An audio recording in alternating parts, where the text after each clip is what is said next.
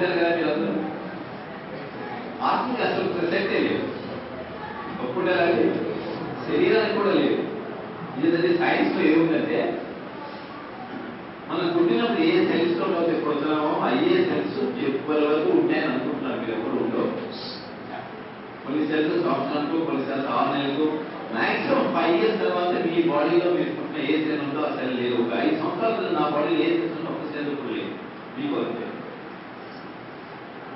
భగవంతుడు కూడా సపరేట్ చేసి ఎందుకు పెట్టాడంటే మనందరికీ చూస్తున్న మహారాజు కూడా కొంతకాలం అయిపోయిన తర్వాత అజ్ఞానికి వెళ్ళిపోయి ఏమస్త్రం అంటారు వానప్రస్థాశ్రమం అంటే నువ్వు తెలుసుకోవడానికి, ఫ్యూచర్ లో నువ్వు గైడెన్స్ తీసుకోవడానికి, ఫ్యూచర్ లో నీకు జన్మ వెళ్ళడానికి నువ్వు ఇక్కడే పునాది వేసుకోవాలి. మంచి